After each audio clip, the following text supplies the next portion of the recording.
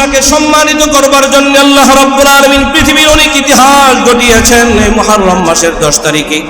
তন্মধ্যে থেকে আরেকটি হযরত নূহ আলাইহিস সালাতু ওয়াস সালাম 950 বছর পর্যন্ত যখন মানবদেরকে দ্বীনের দাওয়াত দিলেন, কালিমার দাওয়াত দিলেন, 950 বছর পর্যন্ত যখন কোনো মানুষ ইসলাম ধর্ম গ্রহণ করছে না, কালিমার দাওয়াত গ্রহণ করতেছে না, স্বল্প কিছু মানুষ দাওয়াত গ্রহণ করেছে। মুসা আলাইহিস সালাতু ওয়াস সালাম আল্লাহর কাছে বদদুয়া করলেন, আল্লাহ সকলকে তুমি ধ্বংস করে দাও। আল্লাহ রাব্বুল আলামিন হযরতে নূহ আলাইহিস সালাতু ওয়াস সালামকে বললেন, ও নূহ তুমি কিস্তি বানাও। কিস্তি বানানো হলো, তুমি এবং তোমার সাথী সঙ্গীরা কিস্তির মধ্যে ওঠো। তখন নূহ আলাইহিস সালাতু ওয়াস সালাম সমস্ত ঈমানদারদেরকে নিয়ে কিস্তির মধ্যে উঠলেন।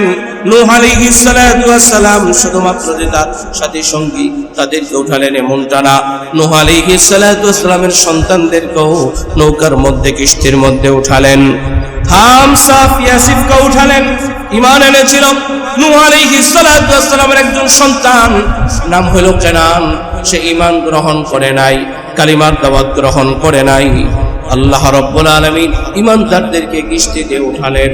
প্রায় দীর্ঘ 40 দিন পর্যন্ত প্লাবন দিলেন, এত পরিমাণে প্লাবন দিলেন, দুনিয়ার সমস্ত মানুষ বেঈমান সকলেই মারা গেল, শুধুমাত্র কিস্তির মধ্যে যারা ছিল তারাই জিন্দা ছিল। সেই প্লাবনে কেনান, নূহ নবী সন্তান কেনান, সেও মারা গেল। কারণ আল্লাহ রাব্বুল আলামিন বলে দিয়েছেন, ইন্নাহু আমালুন গায়রু সালিহ, যে সে ঈমান আনে নাই, সে নেক আমল করে না, সে আপনার কথা মানে না, সুতরাং তাকে কিস্তিতে উঠানো যাবে না। ডেকেছিল কেনান কিস্তিতে উঠো, প্লাবন হবে, কিন্তু সে উঠে নাই। আল্লাহ তাআলা বলে দিলেন তাকে কিস্তিতে উঠানো যাবে না। এই কিস্তি যখন প্লাবন শেষ হয়ে গেল, কিস্তি করতে করতে করতে করতে করতে করতে যদি পাহাড়ে যা থেমে গেল, ওই যে যদি পাহাড়ে যখন থেমে গেল, ওই দিনটি ছিল 10 মুহররম। ওই দিনটি কোন দিন ছিল? 10 মুহররম। এমন অনেক ঘটনার মধ্য দিয়া আশুরাকে আল্লাহ রাব্বুল আলামিন সম্মানিত করেছেন। হযরত ঈসা আলাইহিস সালাতু ওয়াস সালামের জন্ম হয়েছিল মুহররম মাসের 10 তারিখে। হযরত ইয়াকুব আলাইহিস সালাতু ওয়াস সালাম তার 11টি সন্তানের মধ্য থেকে সবচেয়ে প্রিয় সন্তান হযরত ইউসুফ আলাইহিস সালাতু ওয়াস সালামকে হারিয়ে ইয়াকুব আলাইহিস সালাতু ওয়াস সালাম কাঁদতে কাঁদতে চোখের দৃষ্টিশক্তি পর্যন্ত হারিয়ে ফেলেছিলেন। যেদিন হযরতে ইয়াকুব আলাইহিস সালাতু ওয়াস সালাম ইউসুফ আলাইহিস সালাতু ওয়াস সালামকে ফিরে পেলেন এবং দৃষ্টিশক্তি পর্যন্ত ফিরে পেলেন, সেই দিনটি ছিল মুহররম মাসের 10 তারিখ, আশুরা। তাহলে আশুরা কি শুধুমাত্র কারবালা না, এর আগে অনেক ঘটনা আছে? হযরত ইউসুফ আলাইহিস সালাতু ওয়াস সালাম কি তার ভাইয়েরা শত্রুতাবশত কূপের মধ্যে ফেলে দিয়েছিল।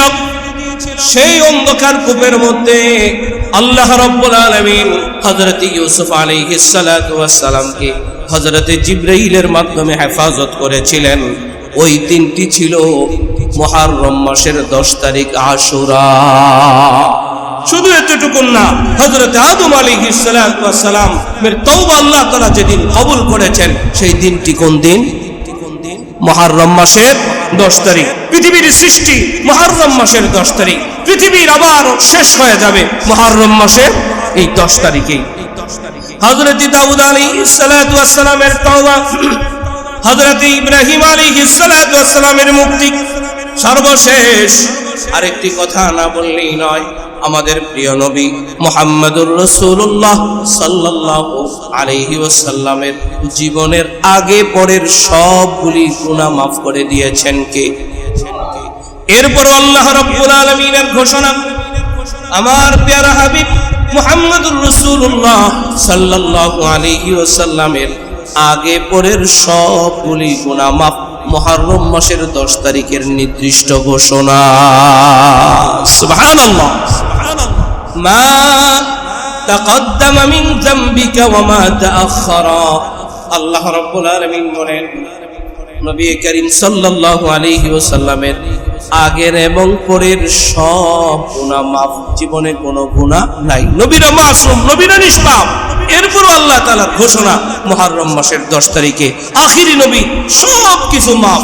বলেন না সুবহানাল্লাহ। এরপরে নবী করিম সাল্লাল্লাহু আলাইহি ওয়াসাল্লামের দুহিত্রুষ আল-নাতির ঘটনা, কারবালার সেই হৃদয় বিদারক ঘটনা, তাও কিন্তু মুহররমের 10 তারিখ। তাহলে মুহররমের ফজিলত আছে না নাই? মুহররমের ফজিলতের দিক দিয়ে আমরা প্রতিজ্ঞাবদ্ধ হই যে আমরা 9, 10 অথবা 10, 11 রোজা রাখবো ইনশাআল্লাহ। এই মুহররমের আমলের মধ্য থেকে একটা গুরুত্বপূর্ণ আমল রোজা। পয়গম্বর বলেন, কোন ব্যক্তি যদি মুহররমের এই রোজা, আশুরার রোজা রাখে, আইয়ুকাফিরুস সানাতাল্লাতী বাদাহু, পয়গম্বর বলেন তার জীবনের পিছনের 1 বছরের গুনাহ মাফ করে দিবেন কে? 1 বছরের গুনার কাফারা। তো নিয়ত করে ফেলে ইনশাআল্লাহ। সিয়ামু ইয়াউম আশুরা, পয়গম্বর বলেন আশুরার রোজা যে রাখবে, আইয়ুকাফিরুস সানাতাল্লাতী ক্বাবলা, আল্লাহ তাআলা তার পিছনের 1 বছরের গুনাহ মাফ করে দিবেন। অন্য আরেকটি বর্ণনায় আছে, পয়গম্বর বলেন ওমর তুমি আশুরার রোজা তুমি রাখবে, যদি আশুরার রোজা তুমি রাখো, পয়গম্বর বলেন ওমর যদি আশুরার 10 তারিখের রোজা তুমি রাখো, আল্লাহ রাব্বুল আলামিন তোমাকে 60 বছর নফল ইবাদতের নেকি দান করবে। ইন্না ইদ্দাতাশ শুহুরি ইনদাল্লাহ 12 শাহরা, মাস সমূহের গণনার মধ্য থেকে 12 শাহরা, মাস হলো 12টি। বলেন তো মাস কয়টি? 12টি। মাস যে 12টি, 12টি মাস নির্ধারণ করে দিয়েছেন কে? কোরআন তার দলিল। এমনটা না যে কেউ 12টা মাস বানাই ফেলছে, মতো করে কেউ সাজায় ফেলছে। আল্লাহ তাআলা নির্দিষ্ট করে দিয়েছেন 12 শাহরান ফি কিতাবিল্লাহ, আল্লাহ তাআলার কিতাবে এই 12টি মাস লিখিত। আল্লাহ তাআলার কিতাব কোথায় আছে? কোরআনুল কারীমের মধ্যে ইরশাদ, আলিফ লাম মিম যালিকাল কিতাব। এই আয়াতের মধ্যে আল্লাহ রাব্বুল আলামিন বলেন ওই কিতাব, অথচ আমাদের সামনে এই যে কোরআনুল কারীম, এই যে হাতের মধ্যে কোরআনুল কারীম, এটা কি আমরা কি ওই কিতাব বলবো না এই কিতাব বলবো? যেটা কাছে আছে, কাছের জিনিস ইশারা করে বোঝাবার জন্য বলা হয় এই। আর যদি দূরের কোনো বস্তুকে বোঝানো হয় তখন বোঝানো হয় কি বলে?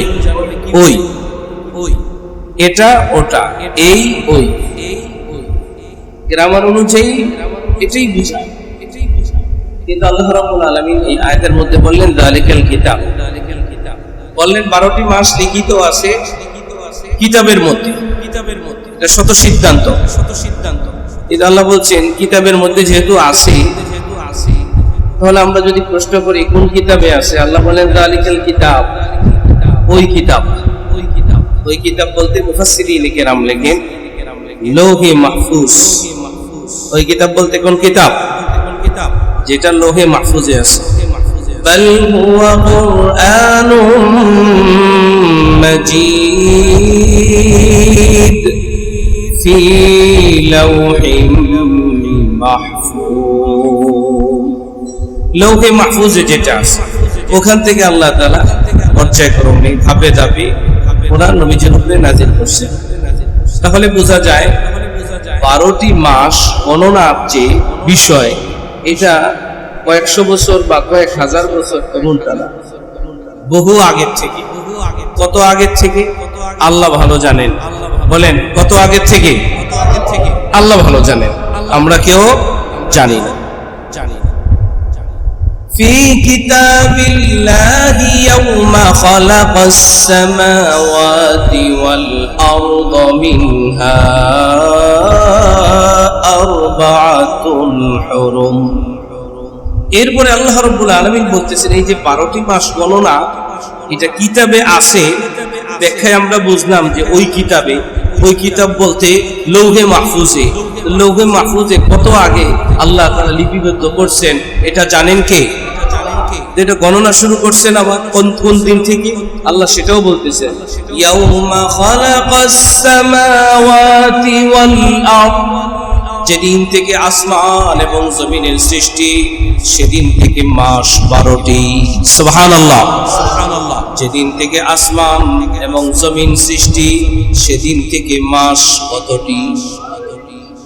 আরেক আয়াতে আছে আল্লাহ তাআলা আসমান জমিন বানাইছেন মাত্র 6 দিনে। কত দিনে? 6 দিনে। এরপর আল্লাহ রাব্বুল আলামিন বলেন আসমান জমিন যেদিন থেকে সৃষ্টি সেদিন থেকে মাস 12টি। এই 12টি মাসের মধ্য থেকে মিনহা আরবাআতুন হুরুম এই 12টি মাসের মধ্য থেকে 4টি মাস সম্মানিত দামি সুবহানাল্লাহ। কয়টি মাস? 4টি। এই 4টির মধ্য থেকে একটি মাস আরো বেশি দামি, সেই মাসের নাম হলো মুহররম। বলেন সেই মাসের নাম কি? তাহলে একটু বলেন আমরা দামি মাসে আছি, আমরা কোন মাসের মধ্যে আছি? দামি মাসের মধ্যে।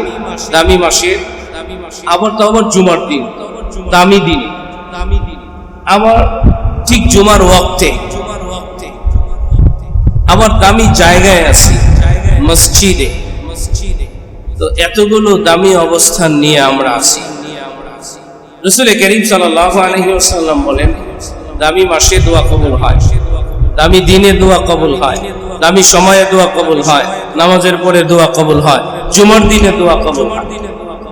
আবার আমরা বয়ানের শুরুতে দুরূদ শরীফ পড়ছি, পয়গম্বর বলেন দুরূদ শরীফ পড়ে দোয়া করলে দোয়া কবুল হয়।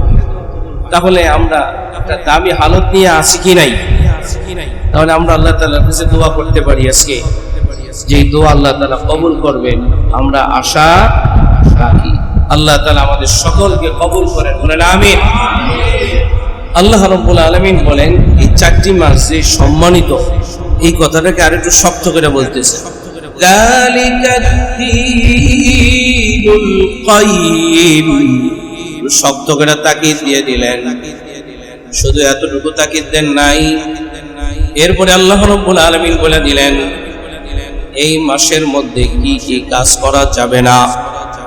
ফালা তাযলিমু ফীহিন্না আনফুসাকুম। এই দামি মাসগুলোর মধ্যে ফালা তাযলিমু ফীহিন্না আনফুসাকুম, তোমরা তোমাদের নিজেদের উপরে জুলুম করো না। জুলুম করা যাবে না এই মাসে। কি করা যাবে না? জুলুম করা যাবে না। প্রশ্ন হলো জুলুম কাকে বলে? এটা একটা প্রশ্ন না যে জুলুম কাকে বলে? সবচেয়ে বড় জুলুমের নাম শিরক। বলেন সবচেয়ে বড় জুলুমের নাম কি? আল্লাহ বলেন ইন্নাশ শিরকা লাযুলমুন আযীম। নিশ্চয়ই শিরক হলো মহাজুলুম। ইন্নাশ শিরকা লাযুলমুন আযীম, মহাজুলুম। আল্লাহর সাথে শরীক করা হয়। শিরিক কি? দৃশ্যমান শিরিক কি? অনেক শিরিক আছে। আমি দৃশ্যমান তো একটা শিরিক বলি, মাজারে সিজদা দেওয়া শিরিক। বলেন মাজারে সিজদা দেওয়া কি? কিন্তু মুহররম মাসলেই মাজার সাজানো হয়, মাজারে সিজদা শুরু হয়ে যায়, ঠিক কিনা বলেন? পীরের পায়ে সিজদা দেওয়া কি? শিরিক। বলেন এই সিজদার মালিক একমাত্র কে? কিন্তু মুহররম মাসলেই পীরের পায়ে সিজদা দেওয়ার একটা রমতরম পড়ে যায়, মাজারে মাজারে, মাজারে মাজারে, দরবারে দরবারে। চলে কি চলে না? বেশি দূর যাওয়া লাগবে। মুন্সিগঞ্জের আশেপাশে যে সমস্ত মাজারগুলো আছে সেই সমস্ত মাজারগুলো আশেপাশে গেলেও দেখা যায় এই মুহররম মাসের কি হরম দরম পড়েছে। এই যে আমাদের বাড়ির সাথে নিকেলের অপর পাশে যে মাজারটা, মুহররম মাসের কি হরম দরম, কি পরিমাণ মাজার পূজা, কি পরিমাণ মাজারের সিজদা চলতে থাকে, চলতে। তো যাই হোক, শিরক করা এই মাসে, শিরক তো কখনোই করা যাবে না, বিশেষ করে আল্লাহ তাআলার নির্দেশনা যে এই মাসে জুলুম করা যাবে না। আপন ভাই আপন ভাইয়ের সম্পদ, অনেক সময় সম্পদ ভাগাভাগির সময় এক ভাই আরেক ভাই একটু বেশি নিয়ে যায় না, এটাও কি জুলুম? এটাও কি জুলুম? ভাই বোনকে ঠকাচ্ছে, এটাও জুলুম। এক কথায় কোন প্রকারের অন্যায় অপরাধ এই মাসে করা যাবে না। জাহিলি যুগে জাহিলি মানুষগুলো যুদ্ধ বিগ্রহ চলন্ত অবস্থায় যদি মুহররম মাস চলে আসতো, তারা পতাকা উঠাই দিত, এই সম্মানিত মাস চলে আসছে, এখন আর যুদ্ধ করা যাবে। জাহিলি যুগের মানুষগুলো এই মাসে যুদ্ধ বন্ধ করে দেয়। কিন্তু অত্যন্ত আফসোস আর পরিতাপের বিষয় হবে যে কেমন আমাদের অবস্থান এখন জাহিলি যুগের চাইতে বেশি মারাত্মক, জাহিলি যুগের চাইতে বেশি মারাত্মক। দেখছে মুহররম মাস আসছে, জুলুম করা যাবে না, এরপরও চিন্তা করছে এই মাসে একটু বুঝগাছ মানুষ কম বুঝবে, একটু ভালো করে জুলুম করে নেয়, ভালো করে মানুষের উপরে জুলুম করে নেয়। পত্রিকা খুলে দেখেন হত্যা হচ্ছে, লুণ্ঠন হচ্ছে, ধর্ষণ হচ্ছে, একের পর এক কলমের খোঁচা দেওয়া হচ্ছে, কেউ চুরি করে জুলুম হচ্ছে, কেউ ডাকাতি করে হচ্ছে, কেউ রাহাজানি করে হচ্ছে। فلا تظلموا فيهن أنفسكم وقاتلوا المشركين كافة كما يقاتلونكم كافة واعلموا أن الله مع المتقين। আয়াত থেকে আমরা কয়েকটা বিষয় পাইলাম। নম্বর 1, আল্লাহ রাব্বুল আলামিন আরবি মাসকে গণনা করেছেন 12 মাসে। 12 মাসের মধ্য থেকে 4টি মাস করেছেন সম্মানিত। এই সম্মানিত মাসের মধ্য থেকে একটি মাসের নাম হলো মুহররম। একটি মাসের নাম কি? তাও আরবি প্রথম মাস, আরবি নববর্ষ, আরবি নববর্ষ। ইয়াসআলুনাকা আনিল আহিল্লাহ, আল্লাহর নবী সাল্লাল্লাহু আলাইহি ওয়াসাল্লামকে আল্লাহ রাব্বুল আলামিন জানায় দিলেন, পয়গম্বর আপনাকে যদি কেউ চাঁদ সম্পর্কে জিজ্ঞাসা করে, আপনাকে যদি কেউ চাঁদ সম্পর্কে প্রশ্ন করে, আপনি জবাব দিয়ে দিবেন উল হিয়া মাওয়াকিত। আল্লাহ রাব্বুল আলামিন নবীকে জানায় দিলেন, পয়গম্বর আপনি বলে দেন উল হিয়া মাওয়াকিত, এই চাঁদ হলো হেলাল, হইলো এটা ক্যালেন্ডার। চাঁদ কি বলেন? চাঁদ কি? ক্যালেন্ডার। চাঁদ দেখে রোজা রাখি, বলে চাঁদ ক্যালেন্ডার। চাঁদ দেখে রোজা ভাঙ্গি, চাঁদ ক্যালেন্ডার। চাঁদ দেখে হজ করি, ক্যালেন্ডার। চাঁদ করে কোরবানির ঈদ করি, ক্যালেন্ডার। ঠিক কিনা বলেন? চাঁদ হলো আসল ক্যালেন্ডার, বাকি যা আছে সব হলো নকল। তাহলে আমরা নকলের উপরেই আছি। কেউ আবার নকলের জন্য খুব মারামারিও করে, কিন্তু আসলটার খবর রাখে না। বাংলা তারিখ জানা ফরজ না, ফরজে কিফায়া না, সুন্নত না, মুস্তাহাব না। ইংরেজি তারিখটা জানা ফরজ না, ওয়াজিব না, সুন্নত না, মুস্তাহাব না। কিন্তু আরবি তারিখ জানা প্রত্যেকটা নরনারী মুসলমানের জন্য ফরজে কিফায়া। এটা ফরজে কিফায়া। আরবি তারিখ জানা ফরজে। বলেন আজকে আরবি মাসের কত তারিখ? কিন্তু যদি জিজ্ঞেস করি ইংরেজি মাসের কত তারিখ আজকে, এটার জবাব বেশি। বাংলা তারিখও মোটামুটি বলতে পারে, ইংরেজিটাও মোটামুটি বলতে পারে, বেশি বলতে পারে, কিন্তু আরবিটা কিন্তু বলতে পারে। কিন্তু আরবিটা জানা এটা ফরজে কিফায়া। আপনার ছেলের জন্য জানা ফরজে কিফায়া, আপনার মেয়ের জন্য জানা ফরজে কিফায়া, আপনার স্ত্রীর জন্য জানা ফরজে কিফায়া, আপনার জন্য জানা ফরজে কিফায়া। বলেন ফরজে কিফায়া যে আমরা জানি না, গুনাহ থেকে বেঁচে যাচ্ছি কিভাবে? কিছু সংখ্যক মানুষ জানে। জানাজার নামাজ ফরজে, জানাজার নামাজ ফরজে কিফায়া। সমাজের কিছু মুসলিম আদায় করলে বাকিদের থেকে আদায় হয়ে যায়। ঠিক তেমনি ভাবে এই তারিখটাও কিছু সংখ্যক জানার কারণে সকলের পক্ষ থেকে আদায় হয়ে যায়। আপনাদের পক্ষ থেকে আমি হেলাল কমিটির মিটিং এ গিয়েছিলাম, চাঁদ দেখা কমিটির মিটিং এ গিয়েছি, আপনাদের পক্ষ থেকে আমি গেছি, সকলের পক্ষ থেকে ফরজে কিফায়া আদায় হয়ে গেছে, আলহামদুলিল্লাহ বলি। কিন্তু জানা কিন্তু ফরজে কিফায়া জরুরি, এই চেষ্টা করবো তো ইনশাআল্লাহ। তাহলে এই কথাটা আমরা জানলাম যে চাঁদ হলো ক্যালেন্ডার, আর এই চাঁদের হিসেব জানা আমাদের জন্য বিধান হিসেবে কি ফরজে কিফায়া। ক্যালেন্ডারের নববর্ষের যে ইতিহাস, এটা বর্ণনা করতে গেলে ভিন্নভাবে একটু বর্ণনা করতে হয়। গত বছর বলেছিলাম, এই বছর আর সেদিকে আমি যাচ্ছি না, এই বছর আমি অন্য কথার দিকে, অন্য আলোচনার দিকে যাচ্ছি। এই আরবি মাসের প্রথম মাস মুহররম মাসের 10 তারিখকে বলা হয় আশুরা। কি বলা হয় কিনা? আশুরা বলা হয়। আরবি মাসের 10 তারিখকে কি বলা, মুহররম মাসের 10 তারিখকে কি বলা হয়? আশুরা। আশুরা আসলে, আরবি মাসের এই মুহররমের 10 তারিখ আসলে আমাদের দেশে একটা মিছিল আমরা দেখি। মিছিল হয় কি হয় না? হাই হোসাইন, হাই হোসাইন, হাই হাসান, হাই হোসাইন, এটা মিছিল হয় আমাদের দেশে।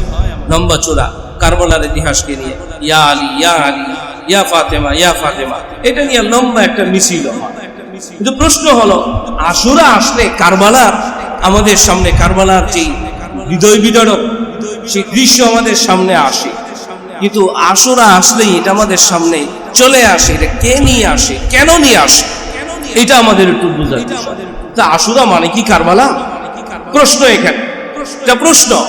আশুরা মানে কি কারবালা? যদি আশুরা মানে কারবালা হয়, তাহলে আল্লাহ তাআলা মুহররম মাস সৃষ্টি করছেন সেই আসমান জমিন যেদিন সৃষ্টি, আশুরা সৃষ্টি করছেন যে আসমান জমিন যখন সৃষ্টি তখন থেকে। কিন্তু এখন কারবালা আসছে কবে? মাত্র 1400 বছর, 1450 বছর আগে। তাহলে এখন আশুরা আসলেই আমাদের জেহেনে শুধুমাত্র কারবালা আসে।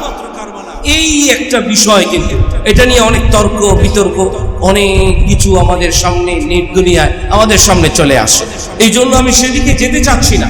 আমি আপনাদের রেন্টে শুধু এতটুকুন মেসেজ দিতে চাচ্ছি, আশুরা মানে শুধু কারবালা নয়, আশুরা মানে শুধুমাত্র কি নয়, কারবালা নয়।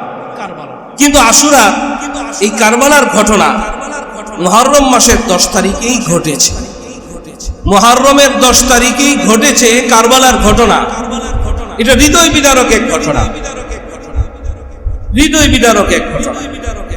এমন এক ট্র্যাজেডি, যেই ট্র্যাজেডির কথা স্মরণে আসলেই আমাদের হৃদয়ে রক্তক্ষরণ হয়। আমাদের সমাজের কিছু কিছু মানুষ মুহররমের 10 তারিখ আসলে এটাকে আবার কেউ কেউ অশুভ মনে করে। কেন অশুভ মনে করে? কারণ এই মুহররম মাসের 10 তারিখে কারবালার প্রান্তরে নবীজির নাতি যে শাহাদাত বরণ করেছেন, এই কারণে মুহররমের 10 তারিখকে অশুভ মনে করা হয়। কিন্তু এখানে অশুভ মনে করারও কোনো কিছু নেই, কারণ আল্লাহর দিন, আল্লাহর জমিনে প্রতিষ্ঠার জন্য জীবনকে বিলিয়ে দেয়া, জান বিলিয়ে দেওয়া, শহীদ হয়ে যাওয়া, এটা অশুভ না শুভ? শুভ কাজ। আর মাঝে মাঝে আমাদের বড়রা বলেও থাকেন, বিজ্ঞজনরা বলেও থাকেন, দিন জিন্দা হোতা হয় হর কারবালা। তার কারণ হলো প্রত্যেকটা এক একটা দিন প্রতিষ্ঠিত হওয়া, এক একটা ট্র্যাজেডির পরে দিন প্রতিষ্ঠার একটা পর্যায়ে যায় দাঁড়ায়। যেমন আমাদের দেশে 4 আগস্ট, 5 আগস্ট একটা ট্র্যাজেডি গেছে, এরপরে আমাদের দেশের একটা অন্যরকম পরিস্থিতির সৃষ্টি হয়েছে। আমরা এটাকে একটা কারবালা এই জন্য বলা হয় যে রক্তক্ষয়ী একটা যুদ্ধ বিগ্রহ হয়েছে। এর আগেও 4 আগস্ট, 5 আগস্টের আগে একটা রক্তক্ষয়ী অবস্থা সৃষ্টি হয়েছে, এটাও একটা কারবালা। এই আর কি বিষয়। কিন্তু এটাকে অশুভ বলা কখনো সমীচীন নয়, এ বিষয়টা আমাদের মাথায় নিতে হবে। আল্লাহ তাআলা আমাদেরকে সহি বুঝ দান করেন। কিন্তু মুহররম মাসের 10 তারিখ আশুরাকে আল্লাহ রাব্বুল আলামিন যে সম্মানিত করেছেন, দামি করেছেন। উমদাতুল কারি লিশরহ সহিহুল বুখারী, আল্লামা বদরুদ্দিন আইনি রহমাতুল্লাহি আলাইহি মুহররম মাসের 10 তারিখ আশুরাকে যে সম্মানিত করেছেন, কেন করেছেন? মোটামুটি আল্লামা বদরুদ্দিন আইনি রহমাতুল্লাহ আলাইহি প্রায় 10টি ঘটনা উল্লেখ করেছেন। তন্মধ্য থেকে প্রথম যে ঘটনাটি উল্লেখ করেছেন সেটি হলো এই হযরতে মূসা আলাইহিস সালাতু ওয়াস সালামের সেই ঘটনা। হযরতে মূসা আলাইহিস সালাতু ওয়াস সালাম ফেরাউনের কবল থেকে মূসা আলাইহিস সালাতু ওয়াস সালাম মুক্তি পেয়েছিলেন। মূসা আলাইহিস সালাতু ওয়াস সালাম এবং তার উম্মতদেরকে ফেরাউন যে হামলা করেছিল, হযরতে মূসা আলাইহিস সালাতু ওয়াস সালাম সেই নদীর প্রান্তে যে হাতের লাঠি দ্বারা আঘাত করেছিলেন, নদীর মধ্যে 12টি রাস্তা পার হওয়ার জন্য করে দিয়েছিলেন কে? মূসা আলাইহিস সালাতু ওয়াস সালাম রাস্তা দিয়ে পার হয়ে গেলেন, অবাধে ওপারে চলে গেলেন। ফেরাউন এবং তার দলবল যখন দেখলো যে মূসা আলাইহিস সালাতু ওয়াস সালাম এত সুন্দর রাস্তা দিয়ে যাচ্ছে, তাহলে আমরাও চাই, আমরাও তাকে একা। ফেরাউন যখন সেই নদীর মধ্য দিয়ে মূসা আলাইহিস সালাতু ওয়াস সালামের জন্য তৈরি করা আল্লাহর পক্ষ থেকে রাস্তা দিয়ে যখন ছুটলেন, মাঝামাঝি যখন গেলেন, আল্লাহ রাব্বুল আলামিন তখন দুই দিকের পানিকে দিয়ে ফেরাউন এবং তার দলবলকে একসাথে পানির মধ্যে নাকানি চুবানি খাওয়াই দিলেন। ঠিক কিনা বে ঠিক? ইতিহাস আপনাদের জানা। আল্লাহ বলেন, হাত্তা ইযা আদরাকাতহুল গরক قال آمنت أنه لا إله إلا الذي آمنت به بنو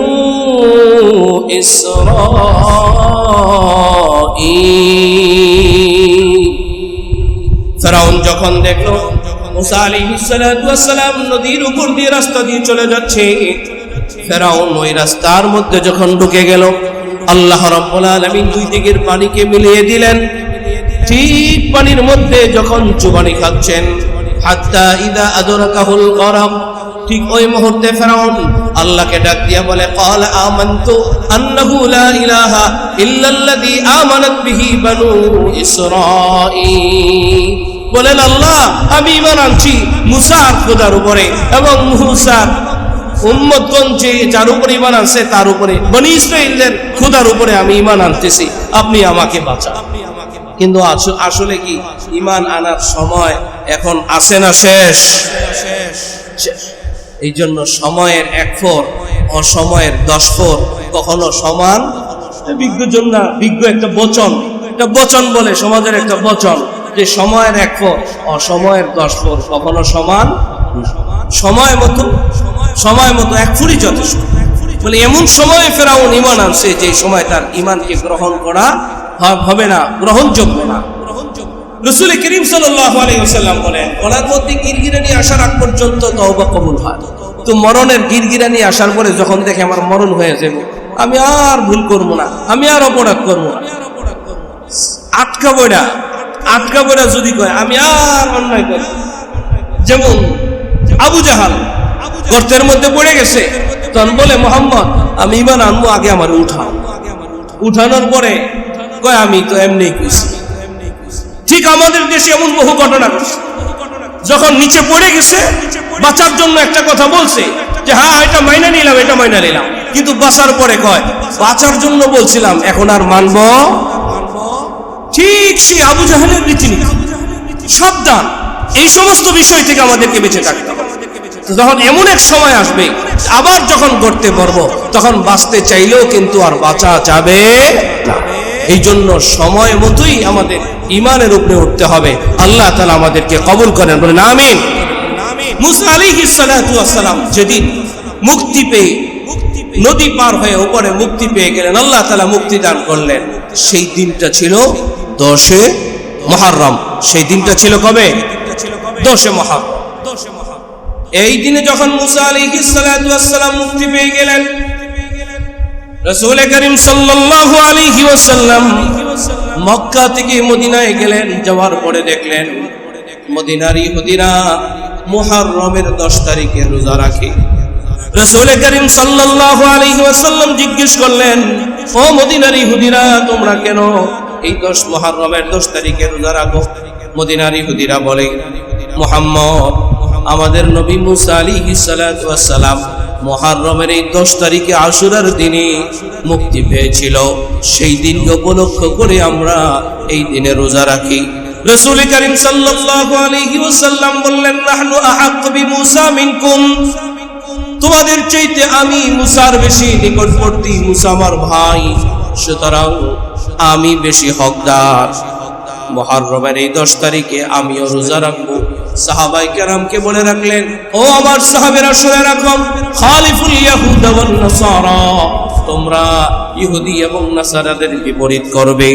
হযরত রাসূল করিম সাল্লাল্লাহু আলাইহি ওয়াসাল্লাম বলেন, আমার যদি আগামী বছর হায়াতের জিন্দেগি থাকে তাহলে আমি একদিন আগে অর্থাৎ 9 তারিখ রোজা রাখবো এবং 10 তারিখ রোজা রাখবো।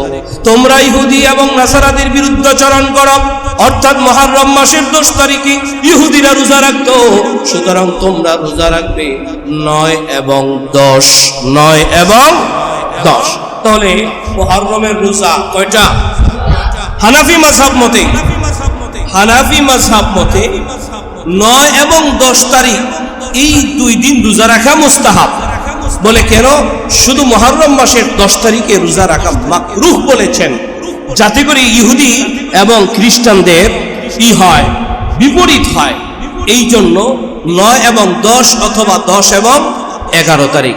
ইনশাআল্লাহ আমরা কি নিয়ত করতে পারি তো? ইনশাআল্লাহ আল্লাহ তাআলা আমাদের সকলকে কবুল করেন, বলেন আমিন। শুধু এতটুকু নয়, আশুরাকে সম্মানিত করবার জন্য আল্লাহ রাব্বুল আলামিন পৃথিবীর অনেক ইতিহাস ঘটিয়েছেন এই মুহররম মাসের 10 তারিখে। তন্মধ্যে থেকে আরেকটি হযরত নূহ আলাইহিস সালাতু ওয়াস সালাম 950 বছর পর্যন্ত যখন মানবদেরকে দ্বীনের দাওয়াত দিলেন, কালিমার দাওয়াত দিলেন, 950 বছর পর্যন্ত যখন কোনো মানুষ ইসলাম ধর্ম গ্রহণ করছে না, কালিমার দাওয়াত গ্রহণ করতেছে না, স্বল্প কিছু মানুষ দাওয়াত গ্রহণ করেছে। মুসা আলাইহিস সালাতু ওয়াস সালাম আল্লাহর কাছে বদদুয়া করলেন, আল্লাহ সকলকে তুমি ধ্বংস করে দাও। আল্লাহ রাব্বুল আলামিন হযরতে নূহ আলাইহিস সালাতু ওয়াস সালামকে বললেন, ও নূহ তুমি কিস্তি বানাও। কিস্তি বানানো হলো, তুমি এবং তোমার সাথী সঙ্গীরা কিস্তির মধ্যে ওঠো। তখন নূহ আলাইহিস সালাতু ওয়াস সালাম সমস্ত ঈমানদারদেরকে নিয়ে কিস্তির মধ্যে উঠলেন। নূহ আলাইহিস সালাতু ওয়াস সালাম শুধুমাত্র যে তার সাথী সঙ্গী তাদেরকে উঠালেন এমনটা না, নূহ আলাইহিস সালাতু ওয়াস সালামের সন্তানদেরকেও নৌকার মধ্যে কিস্তির মধ্যে উঠালেন। হাম, সাফ, ইয়াসিফকে উঠালেন। ঈমান এনেছিল নূহ আলাইহিস সালাতু ওয়াস সালামের একজন সন্তান, নাম হলো কেনান। সে ঈমান গ্রহণ করে নাই, কালিমার দাওয়াত গ্রহণ করে নাই। আল্লাহ রাব্বুল আলামিন ঈমানদারদেরকে কিস্তিতে উঠালেন। প্রায় দীর্ঘ 40 দিন পর্যন্ত প্লাবন দিলেন, এত পরিমাণে প্লাবন দিলেন, দুনিয়ার সমস্ত মানুষ বেঈমান সকলেই মারা গেল, শুধুমাত্র কিস্তির মধ্যে যারা ছিল তারাই জিন্দা ছিল। সেই প্লাবনে কেনান, নূহ নবীর সন্তান কেনান, সেও মারা গেল। কারণ আল্লাহ রাব্বুল আলামিন বলে দিয়েছেন, ইন্নাহু আমালুন গায়রু সালিহ, যে সে ঈমান আনে নাই, সে নেক আমল করে না, সে আপনার কথা মানে না, সুতরাং তাকে কিস্তিতে উঠানো যাবে না। দেখেছিল কেনান কিস্তিতে উঠাও, প্লাবন হবে, কিন্তু সে উঠে নাই। আল্লাহ তাআলা বলে দিলেন তাকে কিস্তিতে উঠানো যাবে না। এই কিস্তি যখন প্লাবন শেষ হয়ে গেল, কিস্তি করতে করতে করতে করতে করতে করতে যদি পাহাড়ে যা থেমে গেল, ওই যে যদি পাহাড়ে যখন থেমে গেল, ওই দিনটি ছিল 10 মুহররম। ওই দিনটি কোন দিন ছিল? 10 মুহররম। এমন অনেক ঘটনার মধ্য দিয়া আশুরাকে আল্লাহ রাব্বুল আলামিন সম্মানিত করেছেন। হযরত ঈসা আলাইহিস সালাতু ওয়াস সালামের জন্ম হয়েছিল মুহররম মাসের 10 তারিখে। হযরত ইয়াকুব আলাইহিস সালাতু ওয়াস সালাম তার 11টি সন্তানের মধ্য থেকে সবচেয়ে প্রিয় সন্তান হযরত ইউসুফ আলাইহিস সালাতু ওয়াস সালামকে হারিয়ে ইয়াকুব আলাইহিস সালাতু ওয়াস সালাম কাঁদতে কাঁদতে চোখের দৃষ্টিশক্তি পর্যন্ত হারিয়ে ফেলেছিলেন। যেদিন হযরতে ইয়াকুব আলাইহিস সালাতু ওয়াস সালাম ইউসুফ আলাইহিস সালাতু ওয়াস সালামকে ফিরে পেলেন এবং দৃষ্টিশক্তি পর্যন্ত ফিরে পেলেন, সেই দিনটি ছিল মুহররম মাসের 10 তারিখ, আশুরা। তাহলে আশুরা কি শুধুমাত্র কারবালা, না এর আগে অনেক ঘটনা আছে? হযরত ইউসুফ আলাইহিস সালাতু ওয়াস সালাম কি তার ভাইয়েরা শত্রুতাবশত কূপের মধ্যে ফেলে দিয়েছিল। সেই অন্ধকার কূপের মধ্যে আল্লাহ রাব্বুল আলামিন হযরত ইউসুফ আলাইহিস সালাতু ওয়াস সালামকে হযরত জিবরাইলের মাধ্যমে হেফাজত করেছিলেন। ওই দিনটি ছিল মুহররম মাসের 10 তারিখ আশুরা।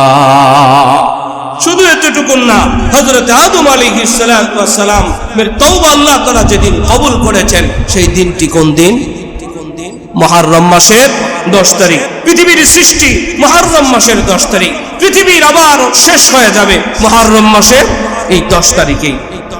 হযরত দাউদ আলাইহিস সালাতু ওয়াস সালামের তওবা, হযরত ইব্রাহিম আলাইহিস সালাতু ওয়াস সালামের মুক্তি, সর্বশেষ আরেকটি কথা না বললেই নয়, আমাদের প্রিয় নবী মুহাম্মদুর রাসূলুল্লাহ সাল্লাল্লাহু আলাইহি ওয়াসাল্লামের জীবনের আগে পরের সবগুলি গুনাহ মাফ করে দিয়েছেন কে?